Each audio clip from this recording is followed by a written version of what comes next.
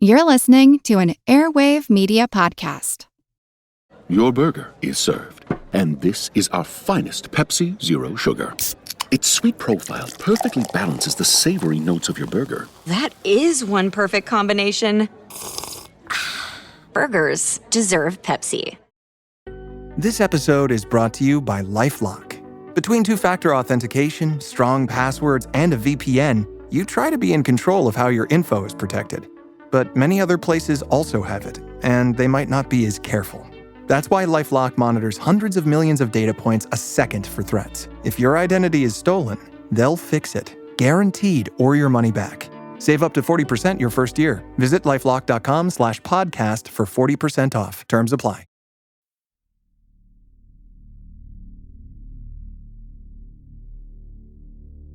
With his wife, Marina, so near the end of term and ready to deliver their second child, it was determined she should continue to stay with the Paynes, while Oswald moved into a room at a boarding house closer to downtown Dallas, where he was searching for work. It worked out well when Oswald, who couldn't drive and had no vehicle, got the job at the book depository, as it was just a 2-mile bus ride from his boarding house. On some weekends, he caught a ride the 27 miles to the Payne's house to be with Marina. He caught that ride with his new co-worker at the depository, Buell Frazier, the brother of Ruth Payne's friend, through whom she had first gotten the lead on the job at the depository.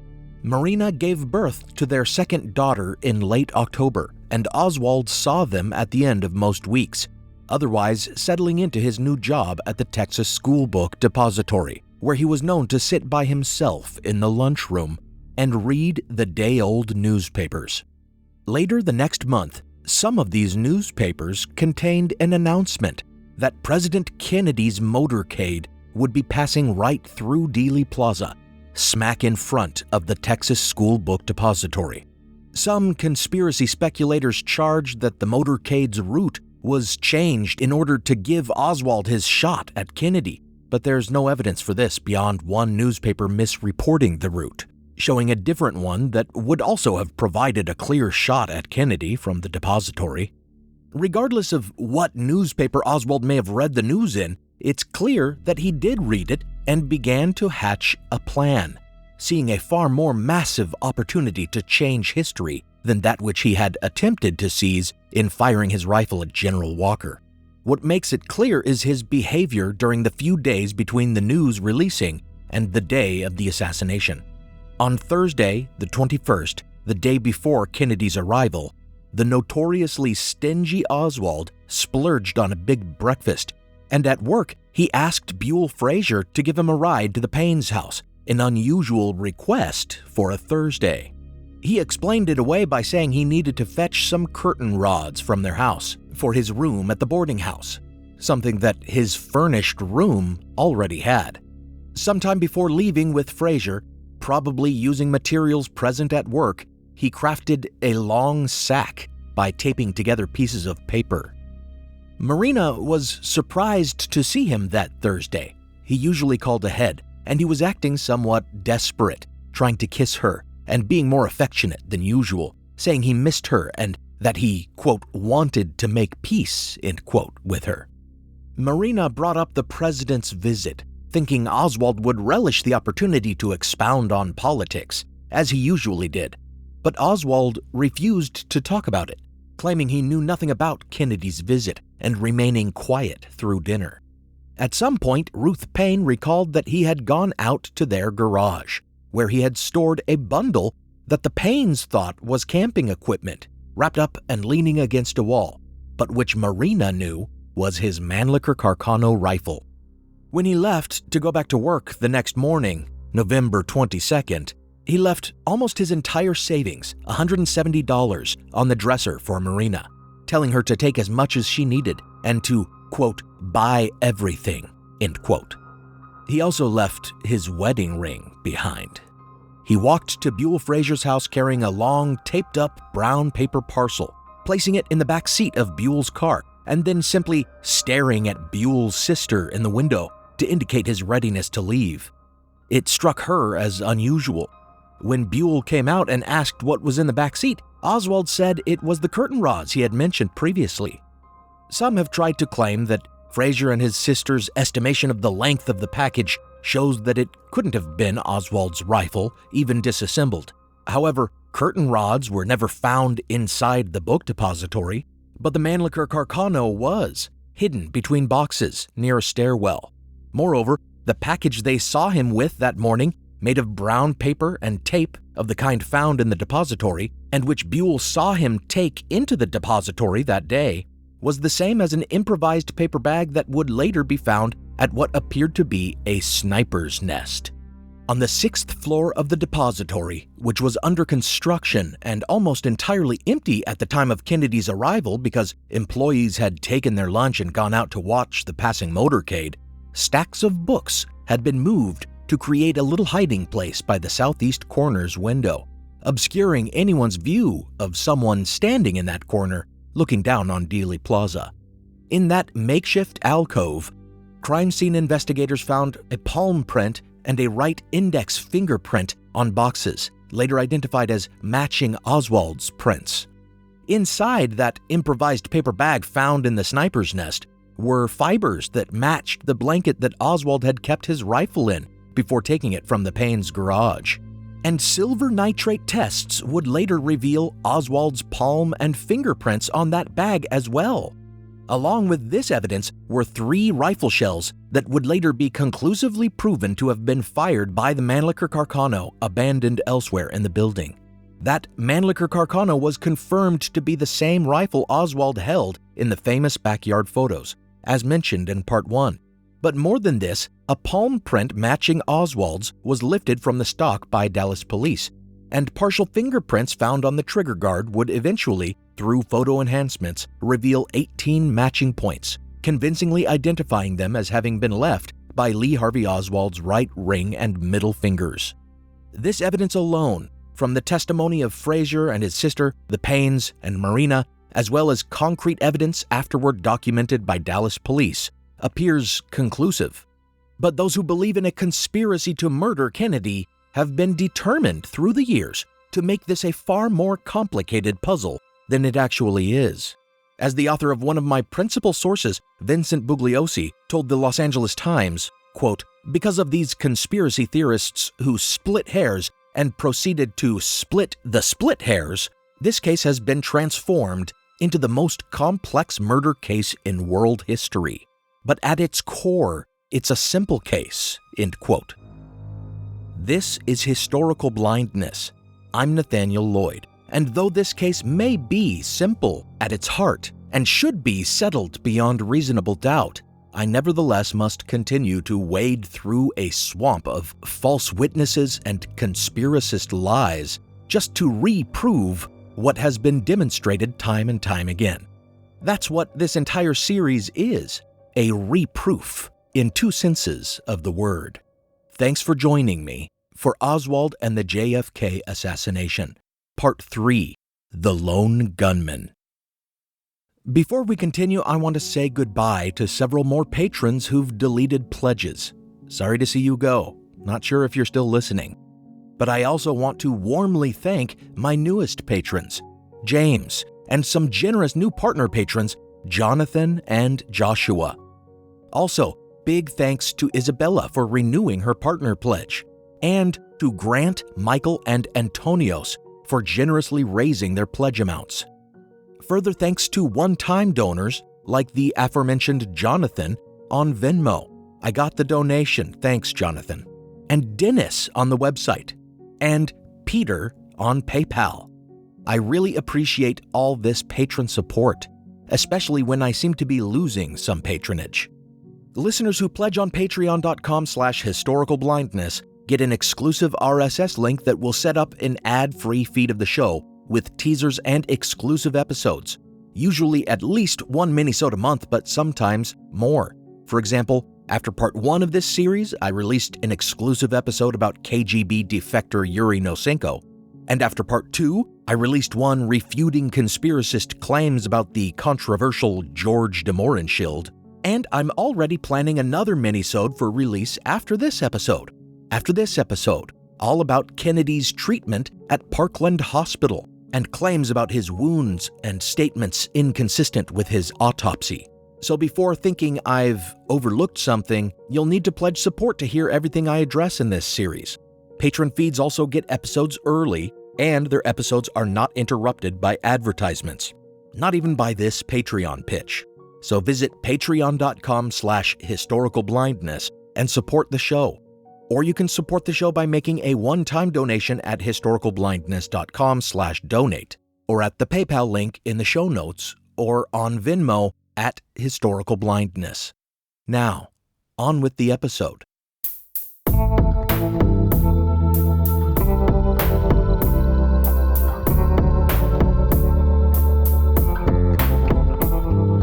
Welcome to Historical Blindness.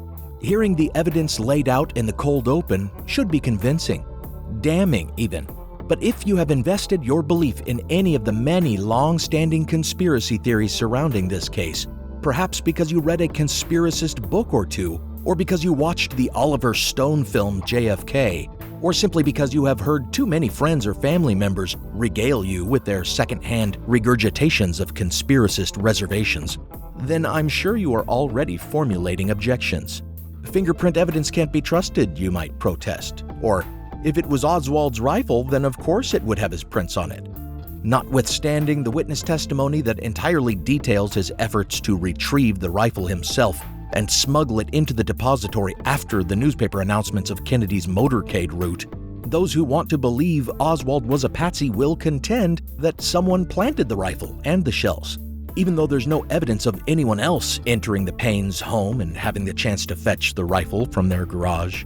Also, a complete frame job, I suppose, would entail knowing which boxes Oswald had recently touched on the 6th floor, so that when they built the sniper's nest, they could use boxes that had his palm prints on them. And since no mysterious strangers were witnessed by the many book depository employees that day, it would mean the conspiracy would have to be composed of other employees there. A more feasible conspiracy claim is that Oswald did fire his Mannlicher Carcano, but that he was not the only shooter that day. That the supposed conspirators allowed him to take his shots, but took shots of their own as well to ensure the job was done. This notion, that there were other shooters present within the book depository or on the patch of grass between a parking lot and a fence along Elm Street near the railroad pass, the so-called grassy knoll, or elsewhere, has become the central thesis of nearly every conspiracy claim surrounding the JFK assassination. According to these narratives, Oswald may have been a shooter, but he was not the shooter. It's these claims that we must examine in order to achieve a clear picture of what happened on that chaotic day.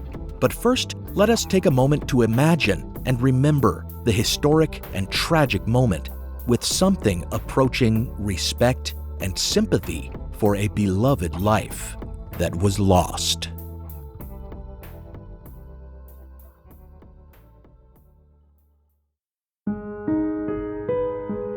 At 12:30 p.m. on November 22nd, 1963, the presidential motorcade turned from Main Street onto Houston Street to much fanfare. Crowds lined the street, cheering as John F. Kennedy and his wife Jackie waved. In the convertible limousine's fold-down jump seats sat Texas Governor John Connally and his wife, also waving to the crowds. In the front seat, driving and riding shotgun, were 2 Secret Service agents.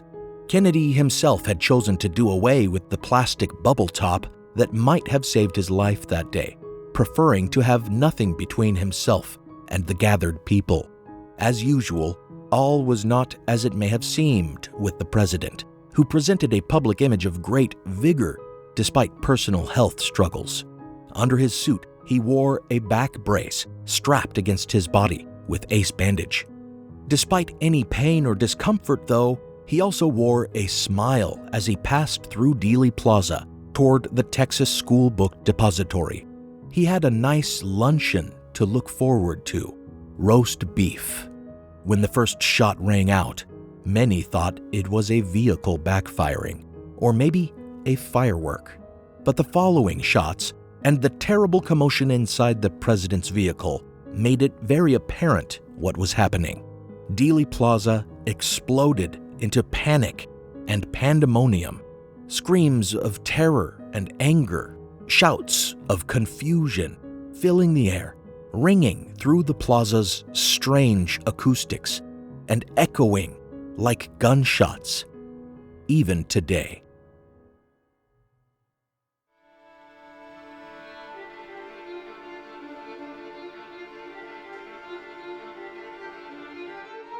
Among the claims made to support the idea that Oswald could not have committed this heinous act alone are the claims that he was not a good enough marksman, or that his rifle was not accurate enough, or that its bolt action could not possibly be operated fast enough.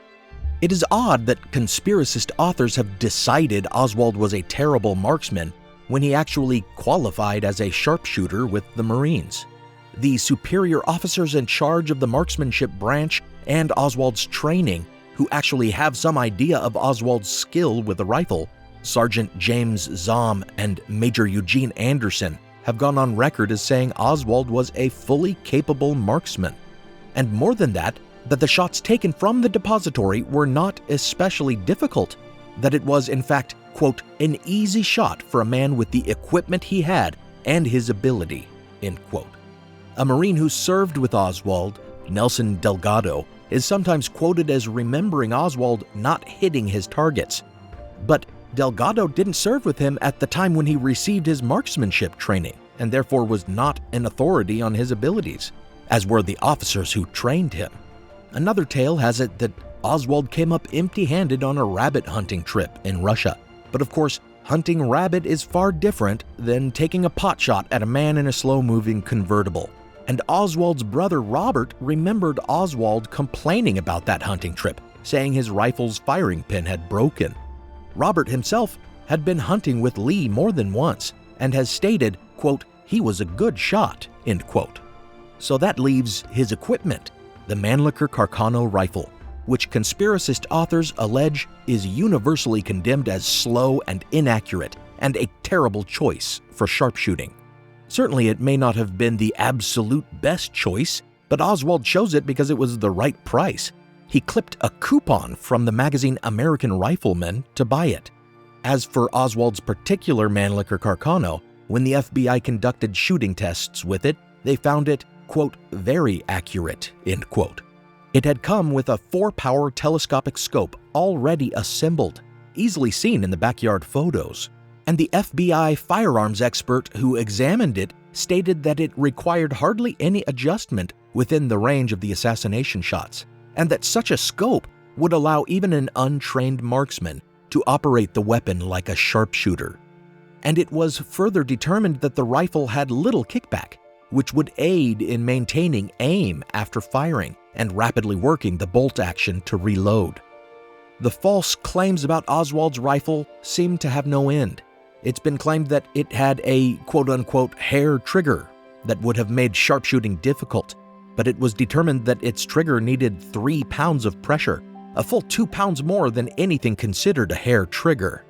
Some have even claimed that Oswald could not have used it properly because it was set up for a left-handed person. But the $7 scope on Oswald's rifle would be used exactly the same way by a lefty or a right-handed person. That only leaves the claim that Oswald could not work its bolt action quickly enough to fire off the shots.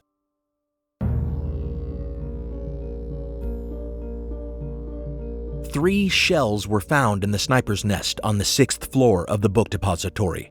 According to the Warren Commission, the 3 shots had been fired in just about 5 to 5.5 seconds. And during the FBI's testing of the weapon, they determined that it took 2.25 seconds to work the bolt action and take aim, which meant firing all 3 shots seemed impossible.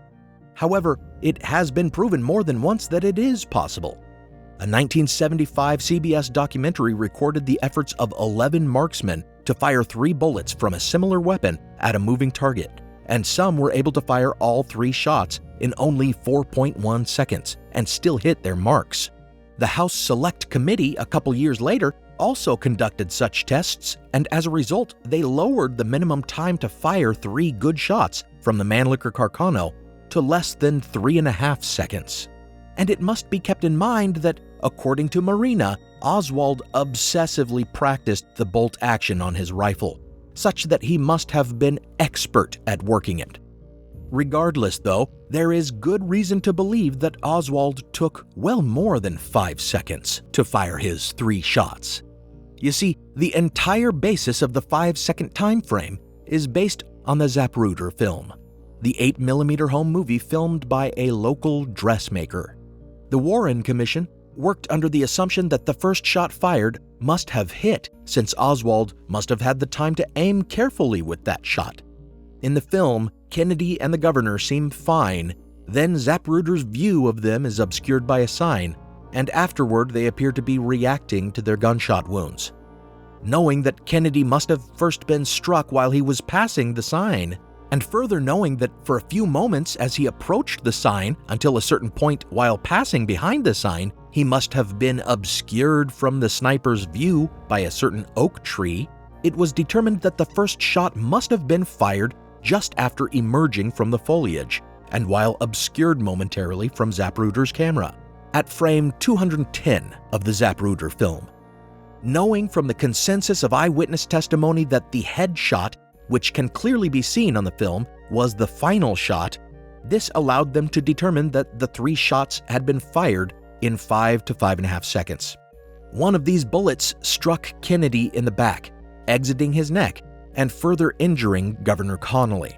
The bullet believed to have caused these injuries was later discovered intact in Connolly's hospital gurney. The final bullet entered the back of Kennedy's skull and created a massive exit wound on the right side of his head. The problem with the Warren Commission's timeline is that they presumed the first bullet hit Kennedy in the back, and the second bullet missed, and the third hit his head. However, there is strong evidence to suggest that Oswald's first shot, the shot many witnesses believed was a backfire, was taken before Kennedy passed behind the oak tree's foliage, and that this was the shot that missed, making the second and third, taken after he emerged, the only 2 that hit. This would make sense. One can imagine Oswald aiming and then taking a hurried shot before Kennedy went out of sight behind the foliage. Governor Connolly, who survived, always insisted that the first shot, which he had heard, had not been the one that struck him. Multiple witnesses describe hearing the first shot just as their car turned from Houston onto Elm in front of the depository and passed behind the oak tree there. Oswald's acquaintance, Buell Frazier, on the depository steps, heard it that way, as did a witness half a block away, and another standing on the corner of Houston and Elm as Kennedy's limo made its turn. Up on the railroad overpass, another witness described the first shot coming as the corner was taken. And even the president's own driver and another Secret Service agent remembered it that way. In fact, some witnesses even report having seen sparks as a missed shot struck the pavement. One man even had minor injuries, likely from chips of concrete striking his face. Nobel Prize-winning physicist Luis Alvarez, about whom I had occasion to speak when talking about his hypothesis regarding the mass extinction of dinosaurs way back in my episode on the Chicxulub crater, suggested that evidence of a first missed shot could be discerned through quote-unquote jiggle analysis of the Zapruder film. That is, examining the film for blurs caused by Zapruder jerking when the first shot startled him. Sure enough, a significant jiggle was detected at the moment when Oswald would have been about to lose his shot because of the obscuring foliage as the president's limo completed its turn. If, as this evidence suggests, this was the first of the 3 shots, then Oswald would have had something more like 8 whole seconds to fire the 3 rounds. Now for a brief intermission.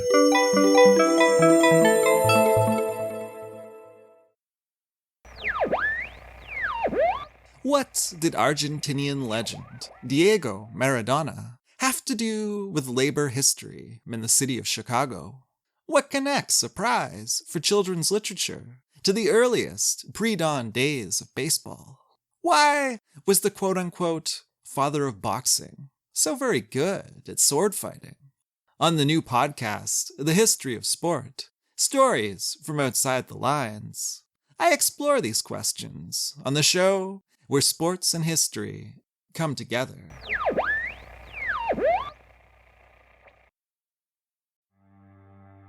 As listeners of Historical Blindness, you're no strangers to the fact that history is a lens through which we can better understand the present. Or as Shakespeare put it, what's past is prologue. History is the indispensable context without which we cannot hope to truly understand current events. You understand that, and so do the creators of the American Scandal podcast. Every season, they immerse listeners in the biggest controversies in U.S. history, helping us understand America's dark side and learn from its troubled past. Its latest season, Ruby Ridge Standoff, delves into an incident that sowed the seeds for the rise of the modern radical right. It transports you to 1992, where in a remote corner of Idaho, federal law enforcement surround a small cabin. They've come for Randy Weaver, a survivalist who took his family to the mountains in anticipation of the apocalypse. A simple weapons charge brought the agents here, but the situation is about to explode into a deadly and tragic standoff that will later become a rallying cry for far-right extremists, fueling distrust and violent anti-government sentiment for decades.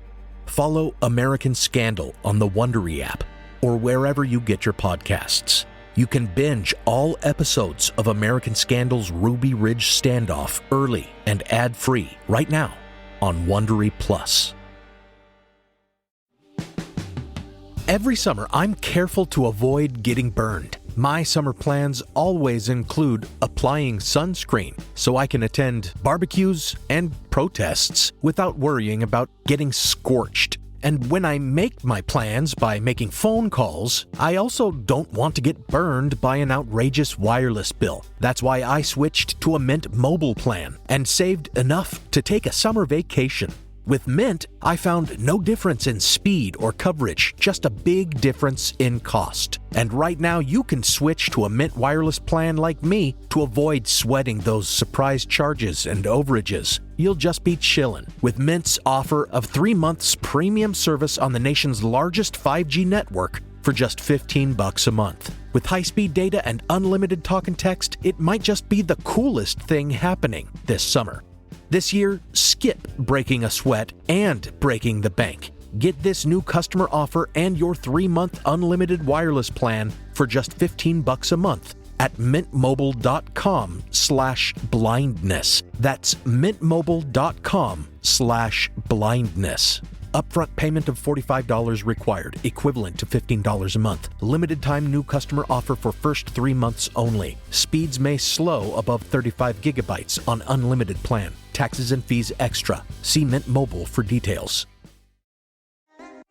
This episode is brought to you by Liquid IV. In heart-pumping moments, you need hydration that can keep up. That's where Liquid IV comes in. Scientifically formulated to quickly replenish electrolytes and fluids lost from your well-earned sweat session. Hydrate your favorite mode of movement with Liquid IV, made with triple the electrolytes of the leading sports drink, plus 8 vitamins and nutrients. Also available and sugar-free. Tear, pour, live more. Visit liquidiv.com to learn more. Now, back to the show.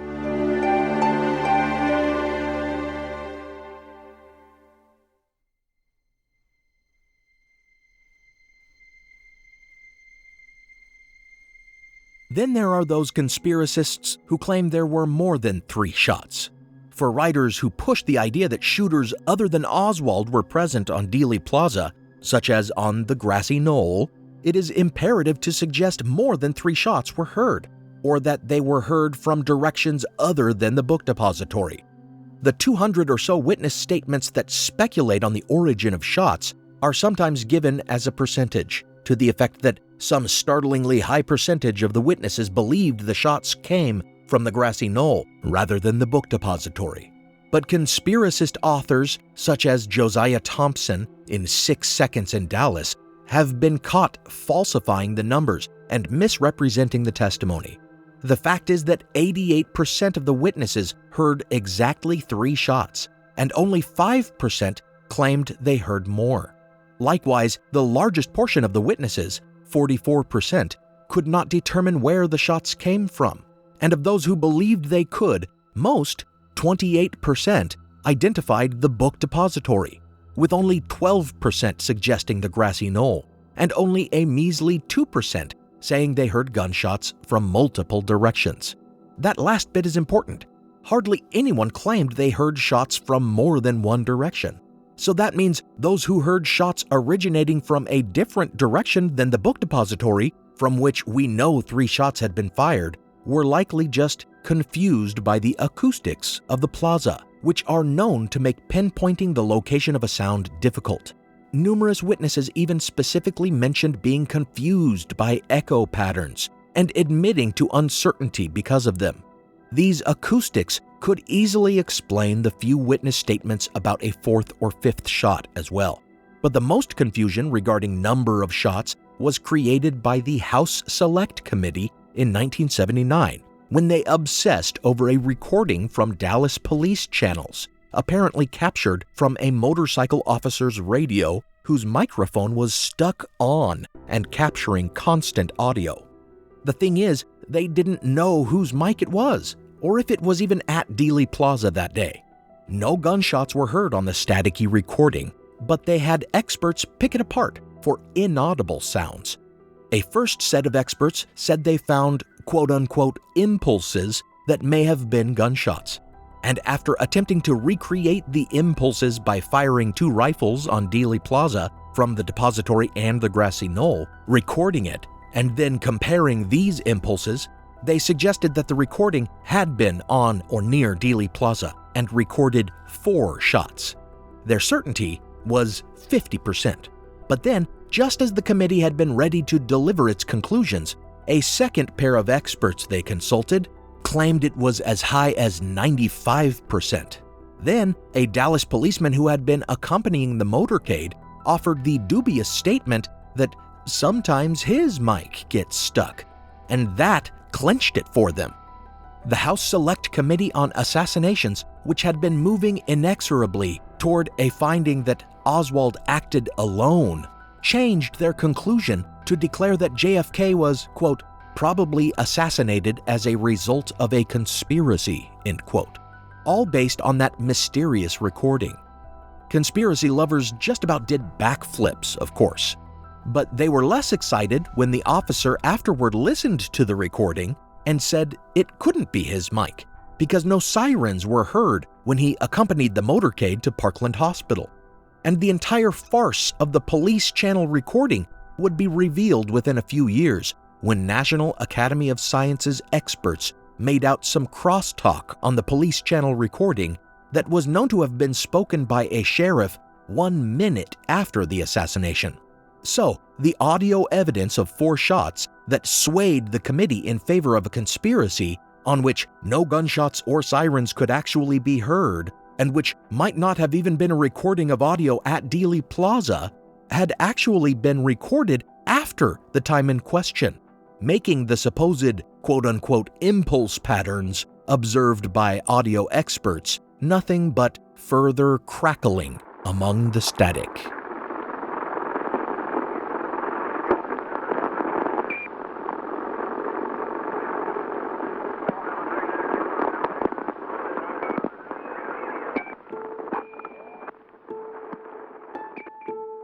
Some eyewitnesses claimed they saw multiple shooters in the depository that day, but their testimony has been discredited.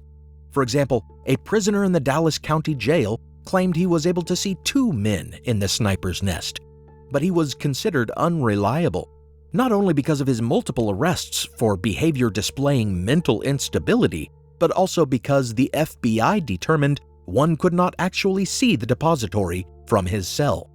Other witnesses claimed to see multiple gunmen in windows other than the one around which the sniper's nest had been made, or on different floors, but their testimony is invariably inconsistent not matching established facts or even statements they made themselves in the immediate aftermath, and more than once was contradicted by people they had been with who didn't see the same thing and also indicated that the witnesses never mentioned seeing such things at the time.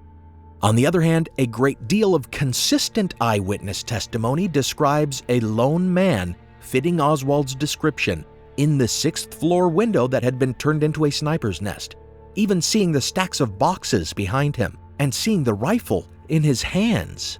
A Dallas Times-Herald photographer and another cameraman who were both in the same motorcade vehicle witnessed this. A court clerk across the street pinpointed the window as well, said as much to his friend, and then directed a deputy sheriff to search there. A student on the street below looked up after the first shot and saw the barrel extended from the window, and then he saw the muzzle flare when it fired again. A 15-year-old boy who had been lifted onto a high perch across the street for a better view said he saw everything in the sniper's nest, indicating just one shooter, and running to a police officer immediately to report what he'd seen. A construction worker named Howard Brennan, who had a perfect view of the sniper's nest, described a man fitting Oswald's description to a T, and even described his lack of expression before the shooting and his self-satisfied smirk after.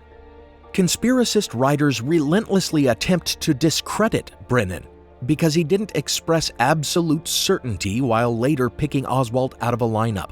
But he did pick him, and later he explained his hesitance to express certainty as a product of fear, since he was having second thoughts about becoming a principal witness against the president's assassin, thinking it could put a target on him if there really were some conspiracy, as some were already saying. Conspiracist authors like Jim Marrs and Mark Lane, one of the earliest and most vociferous conspiracy peddlers, bring up Brennan's poor eyesight to discredit him, saying he was nearsighted and thus could not have seen all the details he claimed. In fact, though, Brennan was farsighted. After the assassination, his eyesight was damaged in a sandblasting injury, but at the time of the assassination, he was actually peculiarly suited to discern the specific details he described from a distance. Regardless of all this testimony from outside the depository, though, the statements of other book depository employees clear everything up. His fellow workers saw him on the 6th floor, lurking near the windows that looked out on the plaza.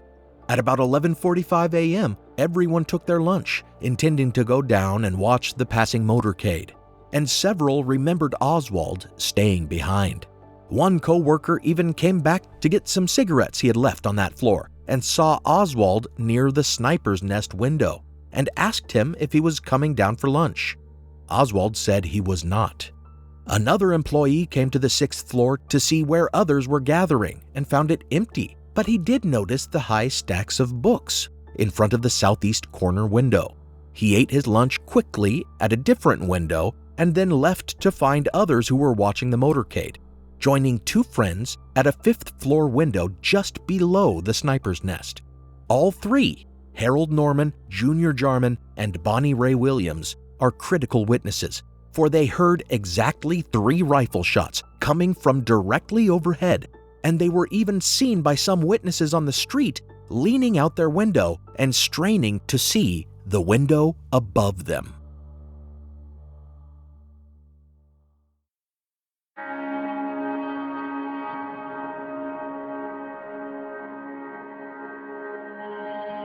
Much has been made of the supposed goings-on at the grassy knoll further down the motorcade route from the depository.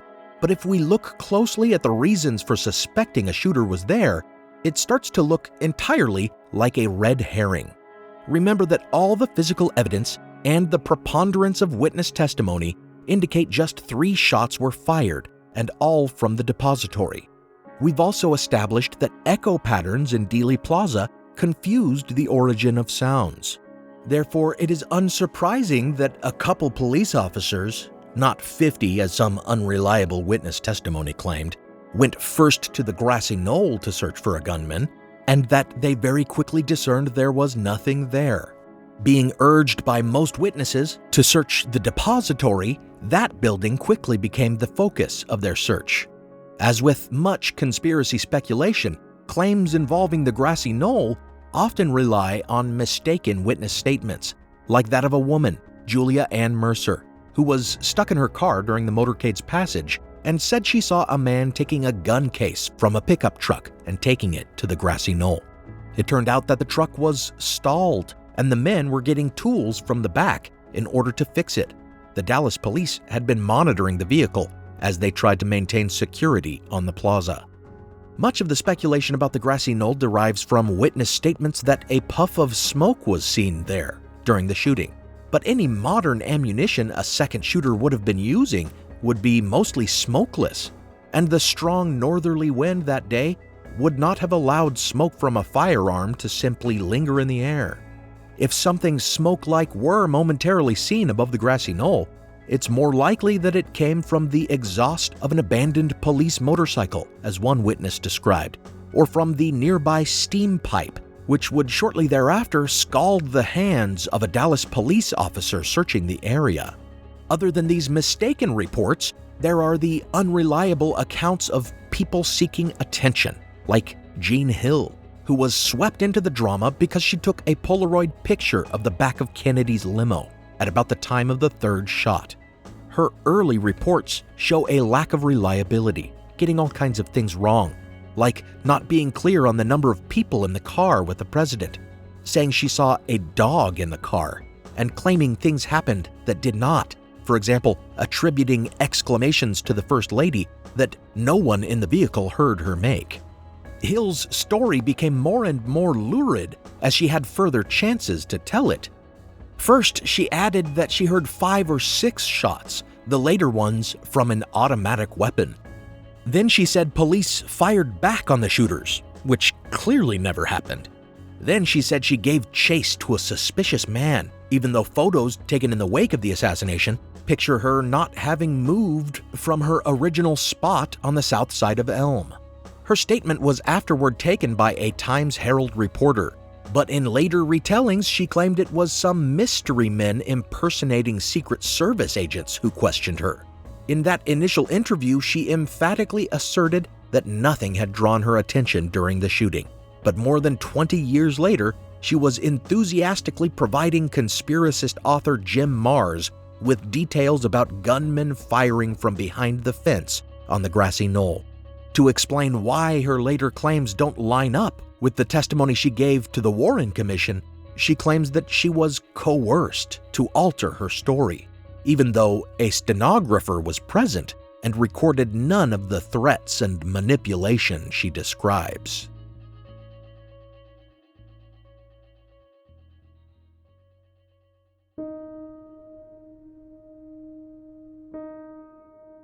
On and on it goes with the witness claims about the grassy knoll. A tiny portion of another woman's faded Polaroid is blown up and said to show a mysterious badged man with a rifle, though in fact it just appears to be foliage. A man in a nearby railroad signal tower who had a view behind the fence on the grassy knoll said he saw 2 men behind the fence, standing apart as if they did not know each other. But then after speaking with conspiracist author Mark Lane, as happened with more than one witness, he changed his story to say he saw a flash of light as though one of the men had fired a gun. In fact, though, he has admitted that he was busy at the time of the assassination, having to work the control panel in his tower, which required him to have his back turned to the entire scene. 15 years after the fact, yet more grassy knoll shooter witnesses came forward, one claiming to have seen men with CIA IDs there and asserting that he heard bullets flying past his ear. Another says he saw a man in a suit enter the rail yard behind the grassy knoll and pass a rifle to another man who disassembled it. But the problem with these latecomers' claims is that others who were present in those areas did not see them there, casting doubt on whether they were there at all, or at least on whether they were where they claimed to have been. This is the same credibility problem that all the grassy knoll claims suffer. There are other witnesses who were present and saw nothing of the sort. There are numerous witnesses confirmed to have been within view of the grassy knoll, who saw no shooters peeking over the fence, and 3 who were standing just in front of the fence who certainly would have been aware if a rifle had been fired just behind their heads. And there were police stationed on the railroad overpass for security purposes, who would have been able to spot any gunman firing from that fence in broad daylight. Yet claims about the grassy knoll never cease.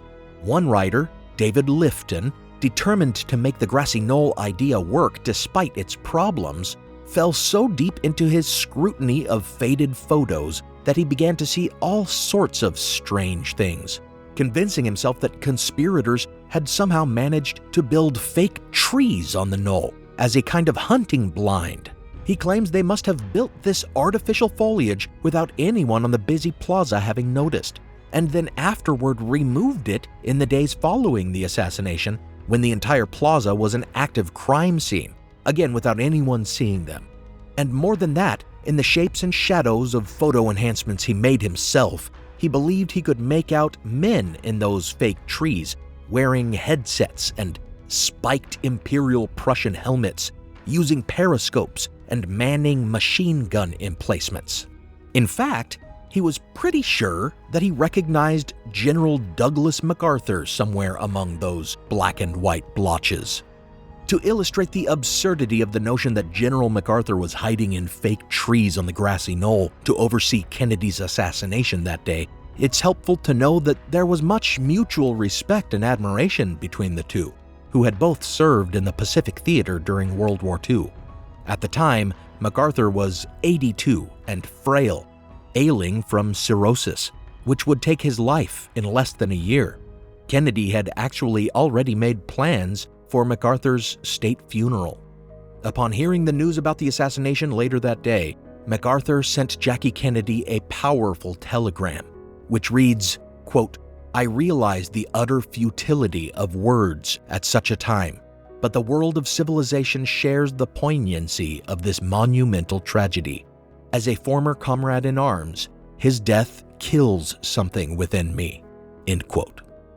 Unfortunately, it's quite typical of conspiracy speculators to not consider the human side of their claims, to toss out connections and spew ill-considered allegations, just hoping something sticks, never really considering that the names they throw out belong to actual people with rich lives and relationships and feelings.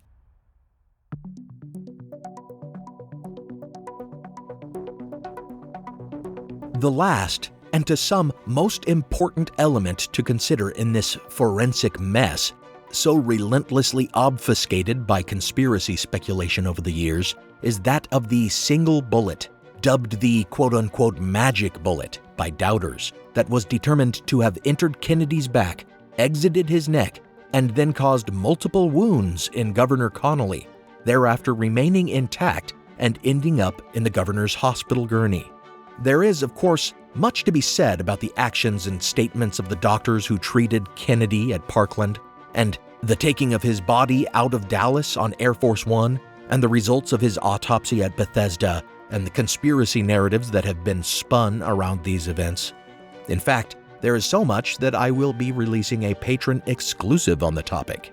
To conclude this episode, let us look only at the so-called magic bullet trajectory, using the visible reactions of Kennedy and Connolly on the Zapruder film to determine when they were struck. The Warren Commission and the House Select Committee encountered a timing problem.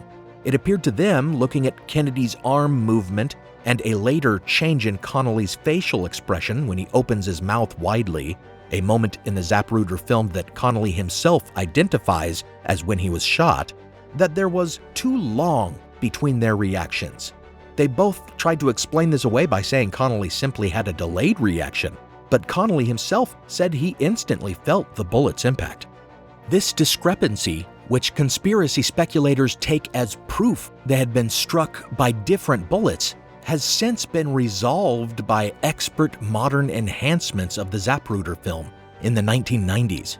It can now clearly be seen that between frames 224 and 227, Kennedy assumed Thorburns position, a neurological reaction to spinal injury, as the bullet passed near his sixth vertebra. And Connolly nearly simultaneously changes his posture. His lapel even can be seen to flip up in the same spot where there was later seen a bullet hole in his shirt. The moment he picked as when he was hit, when he opens his mouth widely, was more likely a reaction to his first attempt to take a breath after being shot, when his lung collapsed.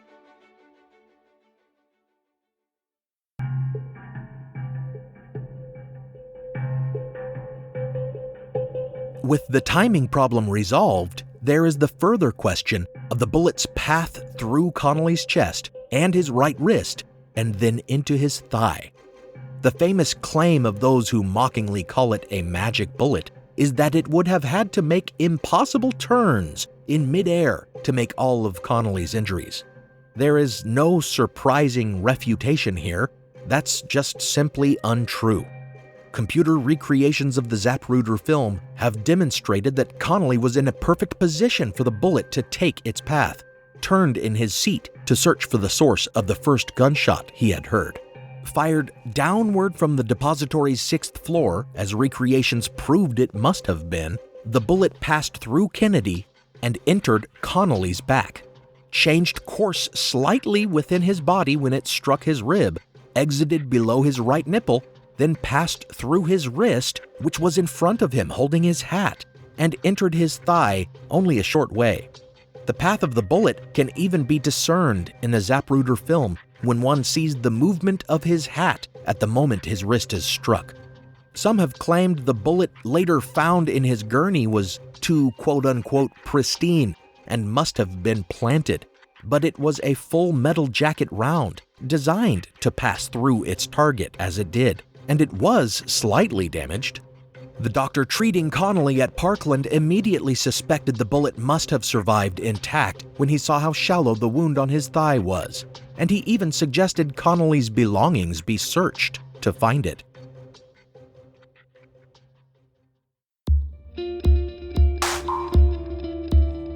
Lastly, anyone who watched the film JFK knows that much has been made of the motion of Kennedy's head when he was struck by the last shot.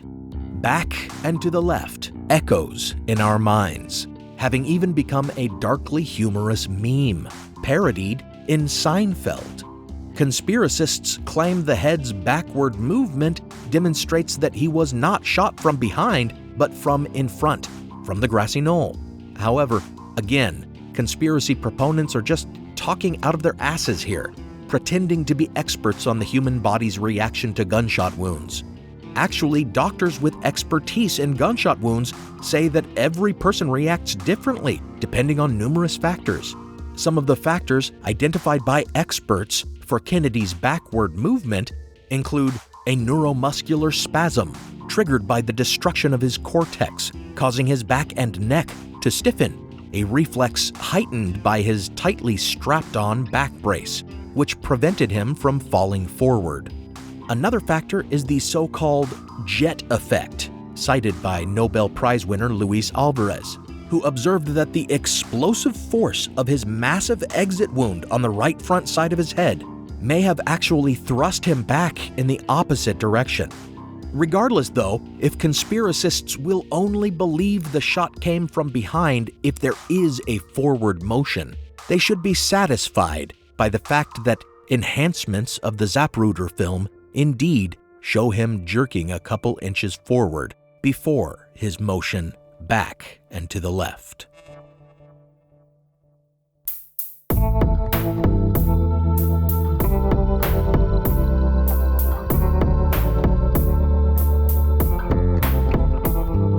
Thanks for listening to Historical Blindness.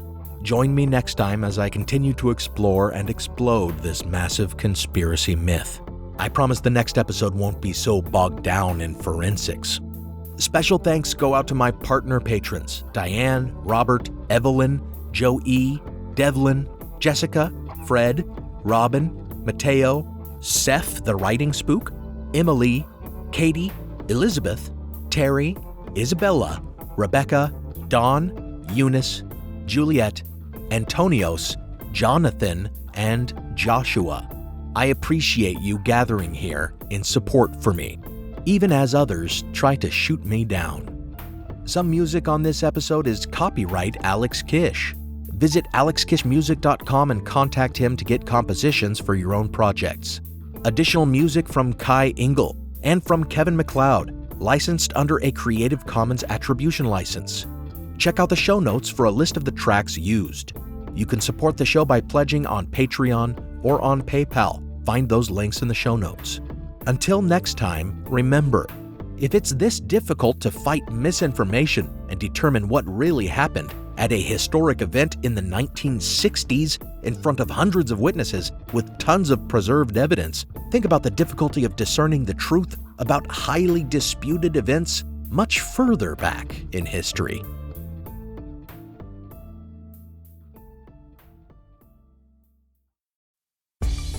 Spend less time staying in the know about all things gaming and more time actually watching and playing what you want with the IGN Daily Update podcast.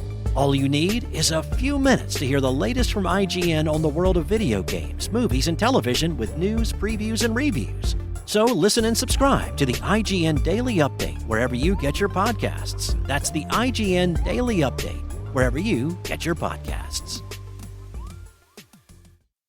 History isn't black and white, yet too often it's presented as such.